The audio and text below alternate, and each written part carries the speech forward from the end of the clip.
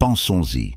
Les infarctus du myocarde tuent environ 85 000 personnes par an, rien qu'aux États-Unis.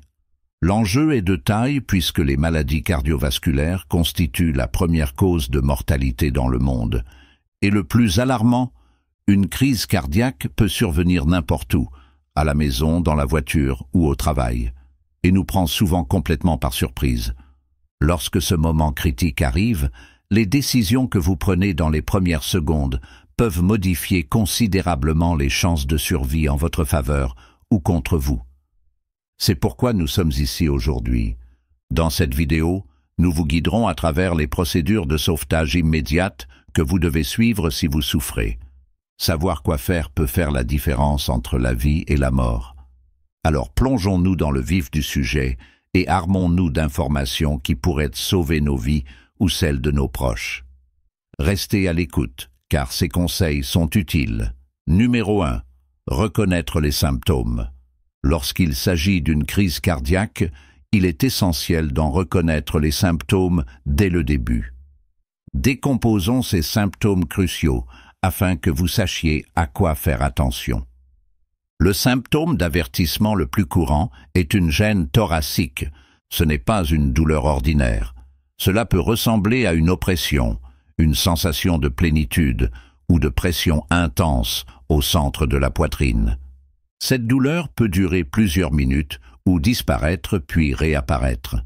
Cependant, une crise cardiaque ne se limite pas toujours à des douleurs thoraciques. Un essoufflement peut également apparaître avant ou simultanément avec une gêne thoracique. Un autre signe d'avertissement important est la nausée, qui peut être suivie d'étourdissement ou d'évanouissement. N'oublions pas l'inconfort dans d'autres parties du haut du corps. Il peut s'agir de douleurs ou de sensations étranges dans un ou les deux bras, le dos, le cou, la mâchoire ou le ventre. Comprendre ces signes est une chose. Ce qui est vraiment important, c'est de les reconnaître en temps réel et d'y répondre rapidement. Le temps, c'est du muscle. Plus une crise cardiaque reste longtemps sans traitement, plus cela cause de dommages aux muscles cardiaques, ce qui peut avoir des conséquences à long terme sur votre santé. Donc, si vous ou quelqu'un que vous connaissez commencez à ressentir ces symptômes, n'attendez pas et n'essayez pas de résister. Chaque seconde compte. Agir rapidement améliore non seulement vos chances de survie, mais réduit également le risque de subir des lésions cardiaques majeures. Tenons compte de ces signes et agissons de manière appropriée s'ils apparaissent. Numéro 2. Appelez immédiatement les services d'urgence. Lorsque vous pensez avoir une crise cardiaque, appelez immédiatement le 911 ou vos services d'urgence locaux. Ce n'est pas le moment de remettre en question les symptômes ou de s'inquiéter des fausses alarmes. N'oubliez pas qu'en matière de crise cardiaque, il vaut toujours mieux prévenir que guérir. Désormais, lorsque vous prenez cette décision, clarté et sérénité sont essentielles. Vous devrez interagir de manière appropriée avec le répartiteur. Commencez par exprimer que vous pensez avoir une crise cardiaque. Décrivez soigneusement et complètement vos symptômes, y compris les douleurs thoraciques, la difficulté à respirer, les nausées et l'inconfort à d'autres endroits, comme les bras ou la mâchoire. Il est également essentiel que vous leur fassiez savoir que vous êtes seul. Cela les alertera de la gravité du problème et leur permettra de réagir rapidement, et préparez-vous à une entrée sans aide si nécessaire. L'opérateur peut également vous proposer des instructions par téléphone. Il est essentiel de suivre précisément ces instructions et de rester en ligne jusqu'à l'arrivée des secours. Ils sont formés pour vous guider à travers le problème et vous maintenir aussi stable que possible jusqu'à ce que... Laissez l'équipe d'urgence arriver. N'oubliez pas que demander de l'aide dès maintenant peut vous sauver la vie. Les services d'urgence sont prêts à vous aider et disposent du matériel et des connaissances nécessaires pour vous fournir une assistance d'urgence. Assistance. Laissez-les faire leur travail en leur fournissant les informations nécessaires dans les plus brefs délais. Troisièmement, prenez de l'aspirine si cela vous est conseillé. Si vous pensez faire une crise cardiaque, La prise d'aspirine peut être une mesure nécessaire, mais il y a quelques précautions cruciales. L'aspirine, à la dose de 325 ml, peut changer les choses, car elle fluidifie le sang et réduit la coagulation, deux causes courantes de crise cardiaque.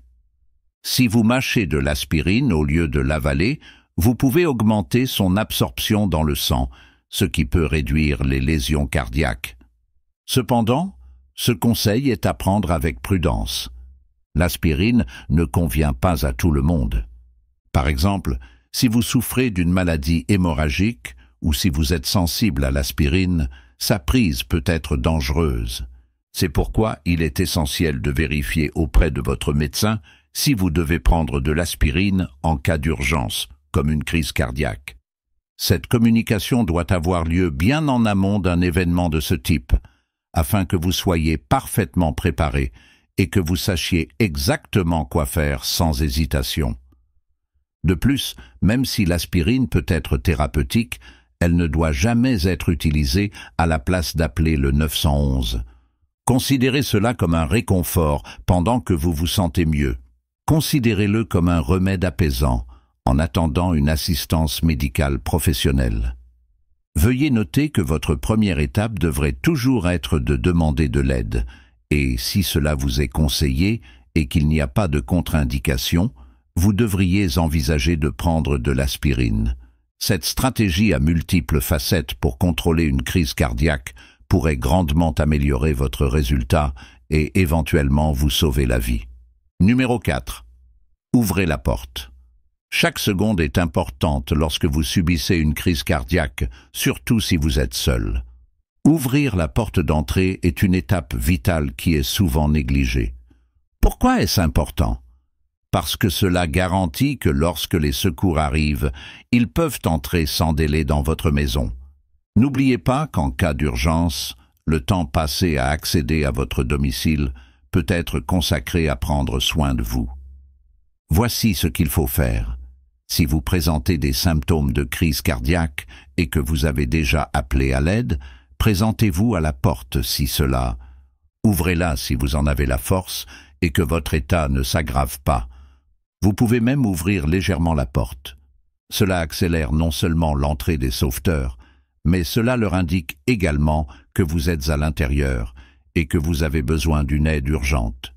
Cette démarche peut paraître insignifiante, mais elle élimine la nécessité de forcer l'accès, ce qui peut prendre du temps et être potentiellement dangereux. Dans des situations où chaque minute compte pour la survie et le rétablissement, une porte non verrouillée peut littéralement faire la différence entre la vie et la mort. C'est également une bonne idée d'avoir votre téléphone à proximité afin de pouvoir parler à l'opérateur jusqu'à l'arrivée des secours.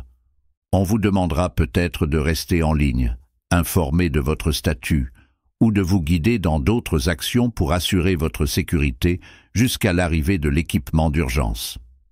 Numéro 5. Asseyez-vous et restez calme. La façon dont vous vous comportez après avoir reconnu les symptômes d'une crise cardiaque et avoir contacté le service des urgences est cruciale. Un conseil essentiel est de s'asseoir et de rester calme. Voyons pourquoi c'est si important et comment le faire correctement. Tout d'abord, trouvez un endroit sûr et agréable pour vous asseoir. Choisissez un siège offrant un bon soutien du dos, comme une chaise ferme ou contre un mur. Cette position permet de stabiliser le corps et de soulager les tensions au niveau du cœur. Évitez de vous allonger, car cela peut augmenter la pression sur le cœur. Une fois assis, réduisez l'activité musculaire au minimum. Une activité inutile augmente les besoins du cœur en oxygène.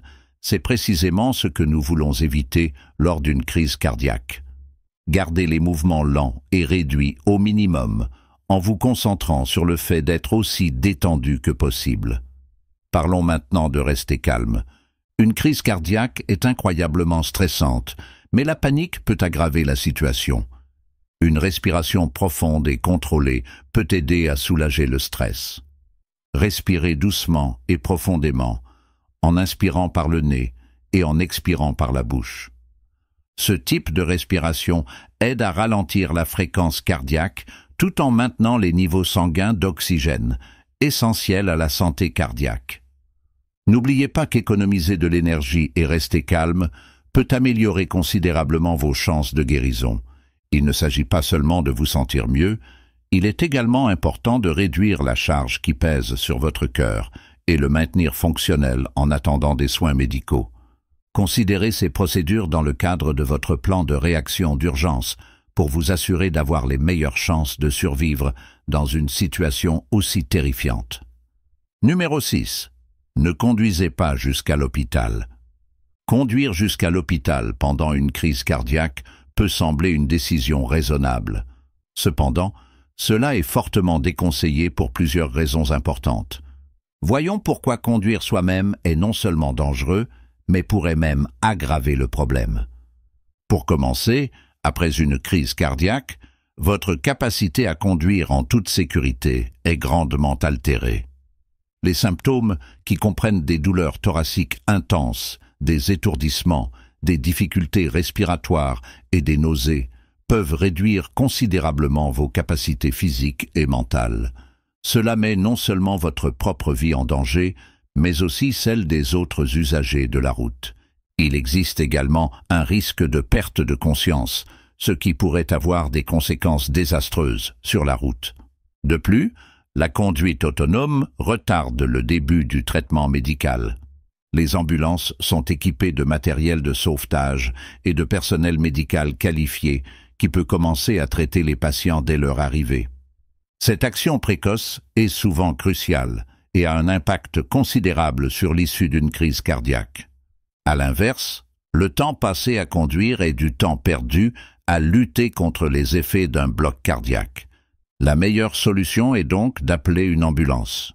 Assurez-vous de communiquer soigneusement avec l'opérateur d'urgence au sujet de vos symptômes et de votre emplacement. Attendre une ambulance peut sembler une attente, mais cela garantit que vous recevez des soins médicaux le plus tôt possible et dans un environnement contrôlé, essentiel à votre survie et à votre réadaptation. N'oubliez pas qu'en cas de crise cardiaque, chaque seconde compte et qu'une aide médicale professionnelle est votre meilleure option. Numéro 7. Parlez-en à un proche, si possible. Si vous faites une crise cardiaque et que vous avez déjà appelé le 911, la prochaine étape consiste à en informer un proche, si possible. Il peut s'agir d'un voisin, d'un ami qui habite à proximité ou encore d'un passant. Avoir quelqu'un d'autre au courant de votre état peut vous apporter davantage d'aide et vous assurer que vous n'êtes pas seul en attendant des soins médicaux. Voici comment l'obtenir. Si vous pouvez parler et avez un téléphone, envisagez d'envoyer des SMS ou d'appeler un proche. Indiquez clairement que vous rencontrez une urgence médicale majeure et que vous avez besoin d'une aide rapide. Si discuter est trop difficile, utilisez les fonctions d'urgence préinstallées sur votre appareil mobile pour envoyer une alerte à vos contacts d'urgence, y compris votre position. Ceux qui n'ont pas le pouvoir ou la capacité de parler fort devraient envisager la possibilité d'utiliser un système d'alarme personnel s'ils en possèdent un. Ces systèmes sont conçus pour avertir les services d'urgence ou des contacts spécifiques en appuyant simplement sur un bouton. Ils sont particulièrement bénéfiques pour les personnes qui vivent seules ou qui sont sujettes à des problèmes médicaux. De plus, dans le monde connecté d'aujourd'hui, de nombreux appareils domestiques intelligents peuvent s'avérer utiles dans des situations similaires. Les appareils à commande vocale, tels que les haut-parleurs intelligents, peuvent être utilisés pour téléphoner à quelqu'un ou même appeler les services d'urgence si la fonction est activée au préalable. Informer un proche de votre situation apporte non seulement une aide physique immédiate, mais cela sert aussi à un autre objectif. Il est également important d'avoir quelqu'un qui peut apporter un soutien émotionnel, rester au téléphone avec les opérateurs d'urgence si nécessaire, et le personnel médical direct une fois arrivé à leur poste spécifique. Cette démarche rapide pourrait vous aider à mieux gérer le problème jusqu'à l'arrivée d'une aide professionnelle. Future stratégie de prévention. Prendre des mesures préventives pour éviter de futures crises cardiaques est aussi important que d'apprendre à réagir lorsqu'une telle crise survient. Certaines personnes sont plus susceptibles de subir une crise cardiaque en raison de leur mode de vie ou de problèmes antérieurs. Ceci inclut l'hypertension, l'hypercholestérolémie, le diabète, l'obésité, le tabagisme et l'inactivité physique. Des dépistages réguliers peuvent vous aider à comprendre vos facteurs de risque personnels et comment les réduire. Votre médecin peut vous proposer des solutions adaptées à vos besoins spécifiques en matière de santé et vous aider à vous préparer aux urgences futures. Changer votre mode de vie peut réduire considérablement votre risque de crise cardiaque. Concentrez-vous sur une alimentation saine pour le cœur, riche en fruits, légumes, grains entiers et protéines maigres. Limitez votre consommation de sel, de sucreries ajoutées et de graisses nocives. Visez au moins 150 minutes d'activité physique d'intensité modérée par semaine, comme la marche rapide, la natation ou le vélo. Une activité physique régulière favorise la santé cardiaque et aide à maintenir un poids santé. Si vous fumez, trouvez des ressources pour vous aider à arrêter. Limitez la consommation d'alcool et adoptez des techniques efficaces de gestion du stress, comme la pleine conscience, le yoga ou l'exercice régulier. Être préparé peut faire toute la différence en cas d'urgence. Assurez-vous que votre téléphone est toujours chargé et à portée de main. De plus, ayez toujours à portée de main tous les médicaments d'urgence prescrits, tels que la nitroglycérine. Familiarisez-vous avec les moyens les plus rapides pour vous rendre à l'hôpital local en cas d'urgence. Savoir où aller sans hésiter peut vous faire gagner du temps. Assurez-vous que votre famille et vos amis proches sont informés de votre état de santé actuel.